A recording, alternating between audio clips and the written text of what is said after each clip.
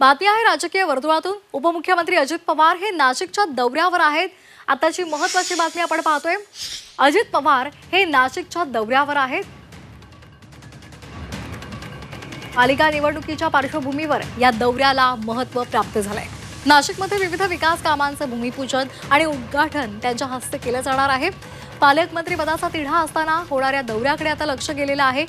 जिल्हा आणि अतिरिक्त सत्र न्यायाधीश आणि दिवाणी न्यायाधीश वरिष्ठ स्तर या न्यायालयाचा अजित पवारांच्या हस्ते उद्घाटन होणार आहे। नगरोत्थान महाअभियानाअंतर्गत पाणी पुरवठा योजनेचं सुद्धा अजित पवार भूमिपूजन करणार आहेत। तर या संदर्भात अधिक माहिती घेणार आहोत आमचे प्रतिनिधी सागर गायकवाड यांच्याकडून। सागर, आपण पाहतो एकीकडे पालकमंत्री पदाचा तिढा अद्याप कायम आहे, तर दुसरीकडे आता अजित पवार नाशिकच्या दौऱ्यावर आहेत। एक वेगळं महत्त्व प्राप्त झालेलं आहे। कशा पद्धतीचा हा दौरा असेल?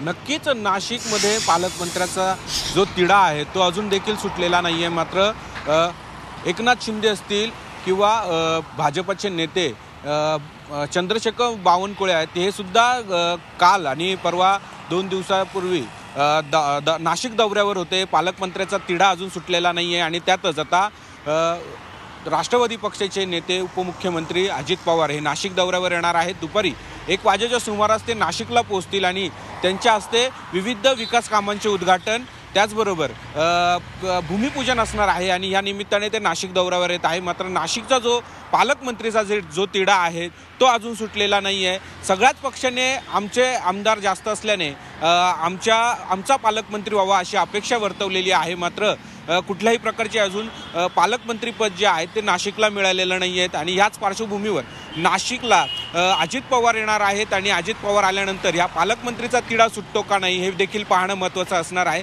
स्थानिक स्वराज्य संस्थांची निवडणुका सध्या आता येणार आहे आणि ह्या पार्श्वभूमीवर देखील अजित पवार जे आहेत ते इथे उद्घाटनाच्या प्रसंगी येणार आहेत, कार्यकर्त्यांना भेटणार आहेत, स्थानिक स्वराज्य संस्थांच्या बाबतीत चर्चा देखील करणार असल्याचं माहिती आपल्याला प्राप्त होत आहे। त्याचबरोबर पालकमंत्री जे पद आहे ते अजून नाशिकला मिळालेलं नाही आहे। येणारा कुंभमेळा हा देखील महत्त्वाचा मानला जातो आणि ह्या कुंभमेळ्याला महत्त्व आहे आणि नाशिकमध्ये 12 वर्षांनी कुंभमेळा येतो। यामुळे पालकमंत्री नेमकी ह्या नाशिक शहराला जिल्ह्याला मिळतं कोण मिळतं हे पाहणं महत्त्वाचं असेल। मात्र प्रत्येक पक्षाच्या जे महायुतीचे जे पक्ष आहेत त्यांनी सगळ्यांनी ह्या पालकमंत्रीपद आम्हाला मिळावे यासाठी आपली चाचपणी सुरू केलेली आहे। तर आपल्या पक्षातल्या नेत्यांना जे आहेत ते पालकमंत्री पद आपल्या पक्षाला मिळावं यासाठी प्रयत्न केलेले आहे। मात्र सुरुवात केलेली आहे। धन्यवाद सागर, आपण दिलेल्या या सविस्तर माहितीसाठी।